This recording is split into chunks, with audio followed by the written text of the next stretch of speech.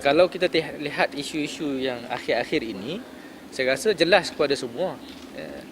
It's clear for all to see yang agak agresif pada dan confrontational akhir-akhir ini adalah kumpulan-kumpulan Kristian, ya, membawa kes-kes ke mahkamah, kemudian cuba ada juga usaha untuk membuat laporan polis ke seluruh negara, mengeluarkan kenyataan-kenyataan media, dan isu yang timbul itu sendiri, isu kalimah Allah dalam bahan-bahan bercetak Kristian, Bible bahasa Melayu, ini semua memang ada kaitannya, boleh dikaitkan dengan gerakan untuk menyebarkan agama Kristian di kalangan rakyat beragama Islam di negara ini. Dan tadi dalam resolusi tadi pun saya sebutkan satu tarik perhatian kepada perbincangan dalaman di kalangan gerakan Kristian yang berbentuk missionary, bahawa memang ini adalah salah satu strategi yang mereka sendiri akui, strategi untuk menyebarkan, menjinakkan orang Islam kepada bahan-bahan teks-teks agama Kristian adalah dengan menggunakan istilah-istilah yang biasa, yang selesa digunakan oleh orang Islam. Sebab kita ada undang-undang, kita ada polisi, kita ada perlembagaan, kita dah ada peraturan-peraturan, the rules of the games. Apabila kalaulah pihak yang berkuasa untuk meniup whistle, untuk menguatkuasakan rules of the game itu tidak tegas dalam menguatkuasakan undang-undang, memang mesej yang dihantar adalah gelanggang itu bebas, tidak ada peraturan lagi, free for all. Jadi ini yang kita tak mahu. Tak perlu dilayan kalau sudah tuntutan itu sudah di luar batas perlembagaan dan undang-undang. Kalau tuntutan-tuntutan atau cakap-cakap itu di luar batas undang-undang dan perlembagaan tapi tetap dilayan, maka kita menghantar mesej yang kita undang-undang itu boleh diubah, batas-batas itu boleh dianjak. Jadi ini yang bagi kita tak patut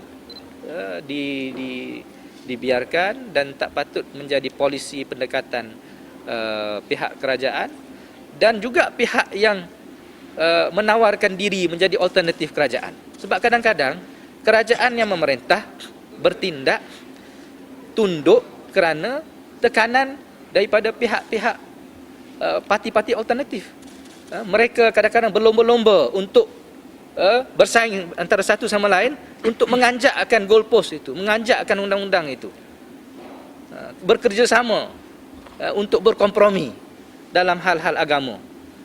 Ini kadang-kadang bukan kita tak adil kalau kadang-kadang kalau kita hanya menyalahkan parti yang memerintah, pada masa yang sama kita melupakan tekanan-tekanan, kempen-kempen yang sedang yang dianjurkan oleh parti-parti alternatif, parti-parti pembangkang, yang akhirnya menimbulkan tekanan, menyebabkan kerajaan merasa perlu untuk bersaing untuk memenangi hati pengundi-pengundi bukan Islam. Jadi ini bagi saya ini ada satu kadang-kadang berlaku konspirasi secara tak langsung, konspirasi untuk menggadai kedudukan Islam di negara kita ni atas kepentingan politik, yang akhirnya menaikkan suhu. Orang-orang yang biasanya tak garang macam kami ni terpaksa garang juga. Kita ya. Macam ni tuan-tuan. Kalau kita bercakap tentang agama tergugat ni, agama ni benda dalaman. Kita jangan tunggu dah nampak jelas-jelas itu adalah gejala akhir. Gejala yang terakhir bila orang dah berlaku murtad, itu gejala terakhir. Tetapi agama ini kalau kita berkompromi dalam hal prinsip-prinsip ajaran-ajarannya, kita sebenarnya telah melemahkan diri kita, diri dalaman kita. Kalau kita misalnya ulama kita mengatakan kalimah istilah Allah itu, nama Allah itu adalah suatu yang mulia, suatu yang terhormat, maka tidak harus diberikan maksud dan makna yang bercanggah dengan sifat, dengan diri Allah itu sendiri. Maka kita menggadaikan suatu prinsip dalaman diri kita. Kita telah pun mendedahkan diri kita kepada kemurkaan Allah Subhanahu Wa Taala.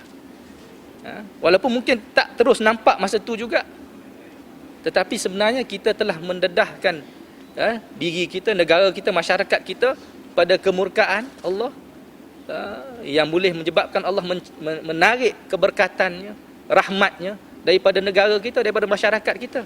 Akhirnya the final stage, tahap-tahap akhirnya muncullah perpecahan, muncullah gejala murtad, muncullah bala bencana, mungkin bencana alam pun mungkin terkait juga dengan hal ini.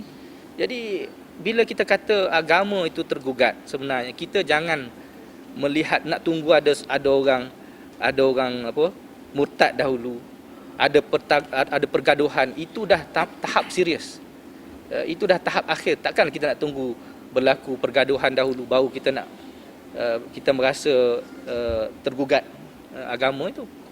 Maknanya kalau kita buat projection tentang where we going, kita dah kata tadi sebenarnya pembela ni dia agak restrain sikit, walaupun selepas dia tu macam bunyi garang kan.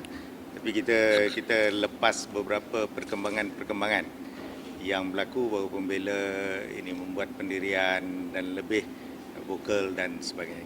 Ini kita tahu. Tapi the projection kalau kita tengok mungkin mana adanya resolution ataupun penyudah ataupun kesudahan dia. Dan kita memang berpendirian keamanan, kedamaian, ini resolusi melalui perundingan cara baik. Itulah yang paling baik sekali.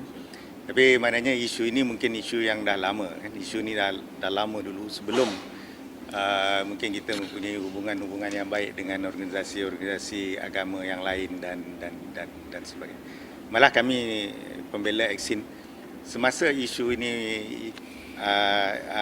ini round yang terakhir ni memang minta untuk berjumpa dengan rakan-rakan kita daripada Kristian, daripada MCC, ya.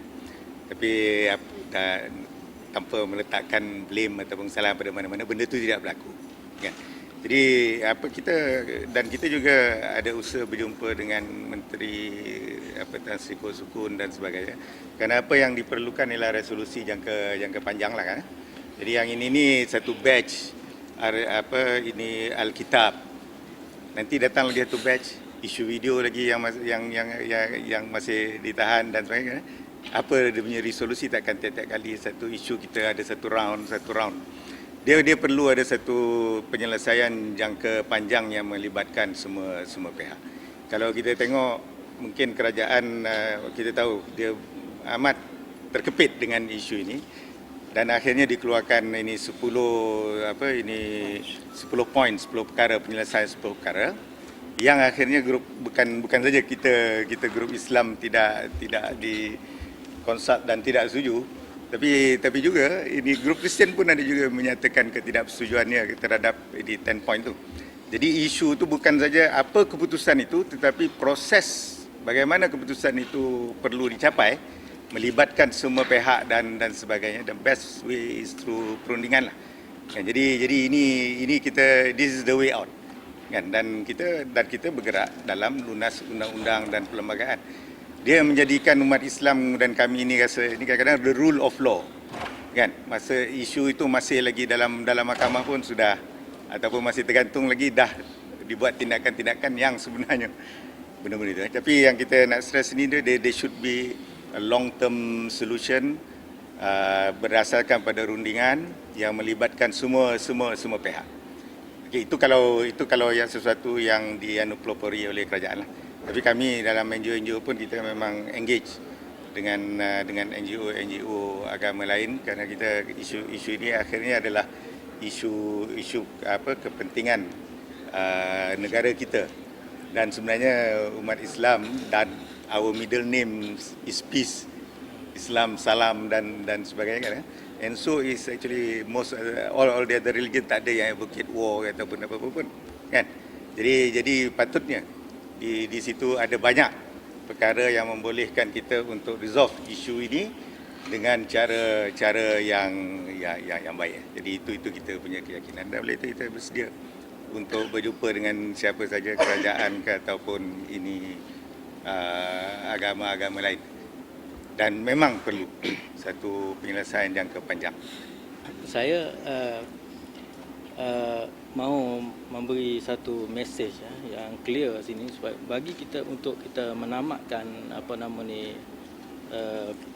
konfrontasi.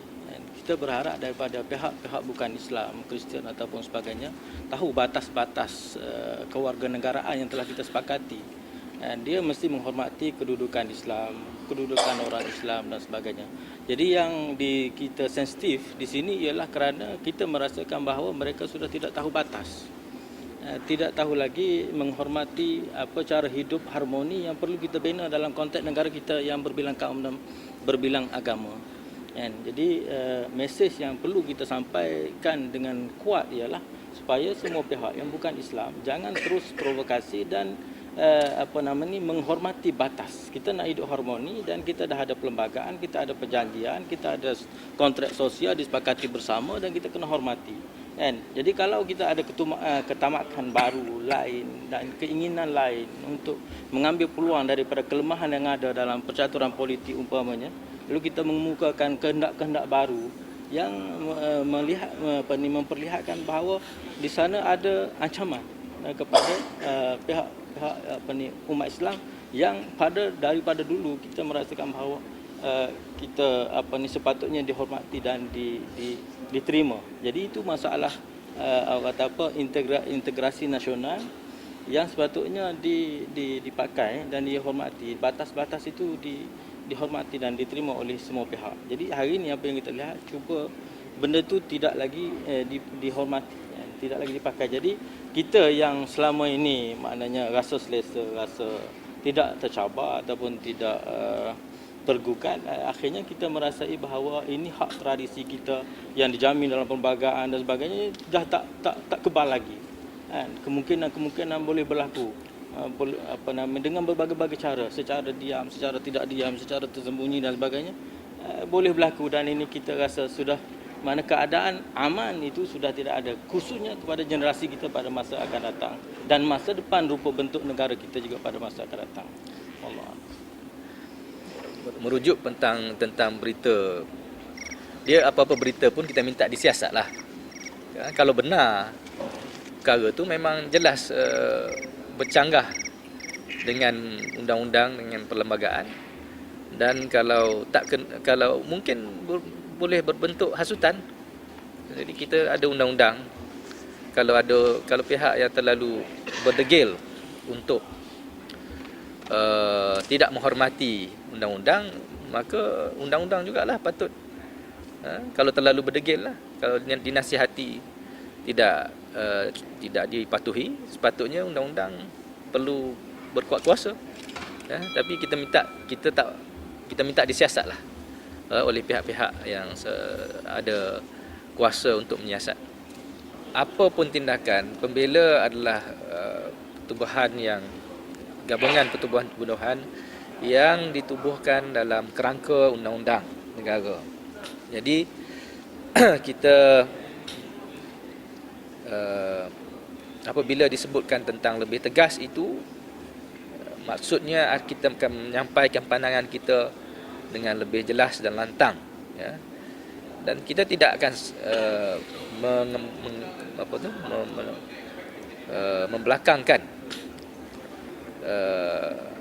undang-undang, tata susila dalam kita memperjuangkan aspirasi kita, isu-isu kita.